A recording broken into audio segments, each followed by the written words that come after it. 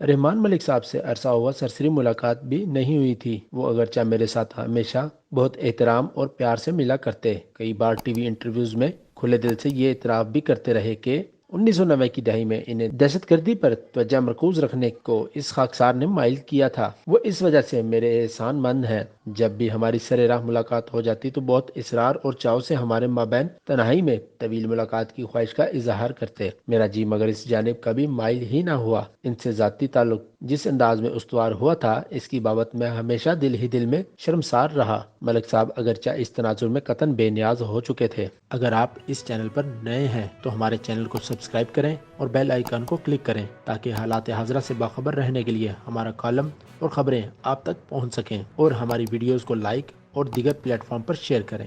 اپنی شرمساری کی وجہ عیاں کرنے سے قبل یہ بتانا لازمی ہے کہ اسلام آباد بنیادی طور پر غیبت کا مرکز ہے۔ کوئی متحرک رپورٹر اس شہر میں چند ماہ گزارنے کے بعد طاقتور سیاستدانوں اور ریاست کے دیگر اداروں کے کرتا دھرتا افراد کے بارے میں ان سے سرسری ملاقات نہ ہونے کے باوجود بھی بہت کچھ جان لیتا ہے۔ اچھی بات اس تناظر میں شاذ ہی سننے کو ملتی ہیں۔ زیادہ توجہ لوگوں کی بد اڑانے ہی پر مرکوز رکھی جاتی ہے۔ 1993 کے انتخاب کے بعد محترمہ بے نظیر بھٹو ایک بار پھر وزارت عظمیٰ کے منصب پر فائز ہوئیں تو نصیر اللہ بابر مرحوم ان کے انتہائی با اختیار وزیر داخلہ ہو گئے۔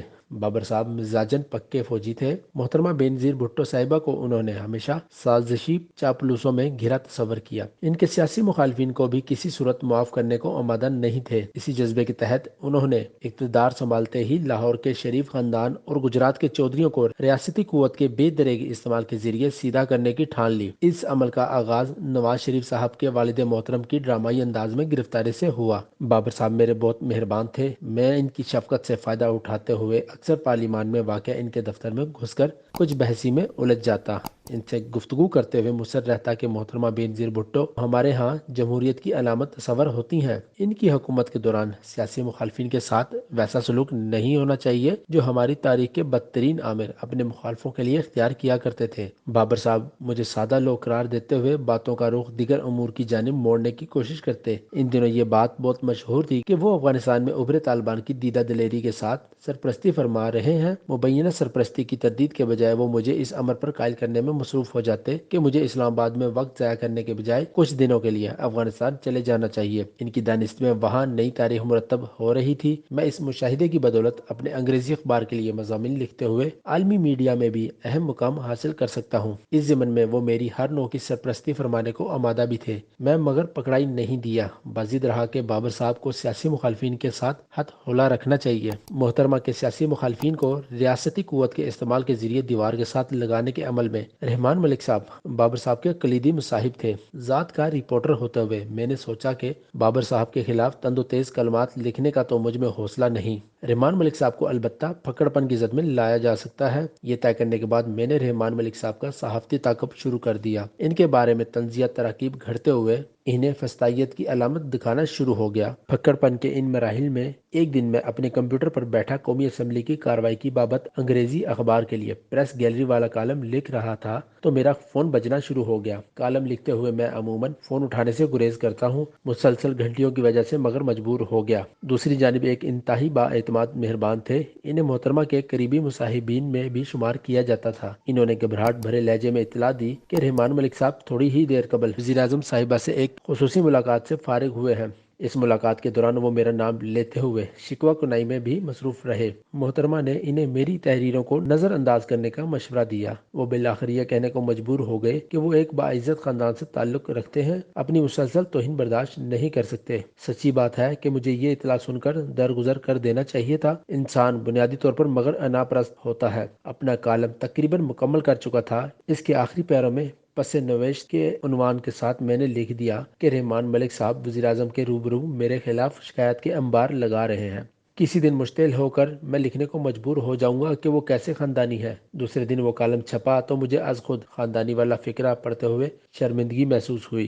یہ صحافتی معیار سے گرا اور ذاتی غضب سے مغلوب ہوا فکرہ تھا۔ تیر مگر کمان سے نکل چکا تھا۔ خود سے شرمندہ ہوا بیٹھا تھا تو میری بیوی نے اطلاع دی کہ رحمان ملک صاحب اپنی اہلیہ اور بچوں کے ہمراہ ہمارے گھر آئے ہیں، ڈرائنگ روم میں بیٹھے میرے منتظر ہیں۔ میں ان کی پیش قدمی سے ہکا بکا رہ گیا، خود پر قابو پاتے ہوئے کمرے سے نکل کر ڈرائنگ روم میں چلا گیا۔ ملک صاحب نے اٹھ کر بہت تپاک سے مجھے گلے لگایا، اپنی اہلیہ سے تعارف کروایا۔ اس کے بعد چائے لگ گئی تو انہوں نے نہایت تفصیل سے بیان کرنا شروع کیا کہ کیسے ایک نچلے متوسط طبقے سے تعلق رکھتے ہوئے بھی انہوں نے اپنی تعلیم مکمل کی اور بالآخر FIA کے طاقتور ترین افسر کے مقام تک پہنچے۔ انہیں مجھ سے گلا فقط اتنا تھا کہ میں خود کو سوشلسٹ اور غریبوں کا حامی بتاتے ہوئے بھی ملک صاحب کی خاندانی حیثیت پر تضحیک آمیز سوال اٹھا رہا ہوں۔ اپنے دفاع کے لیے میں ایک لفظ بھی ادا نہیں کر پایا، ان سے کامل دیانتداری کے ساتھ معافی طلبگار ہوا۔ مذکورہ ملاقات کے بعد رحمان ملک صاحب جب بھی میرے روبرو آتے تو میں دل ہی دل میں شرمسار محسوس کرتا۔ 2008 سے 2013 تک قائم رہی حکومت میں وہ خود وزیر داخلہ بن گئے تھے۔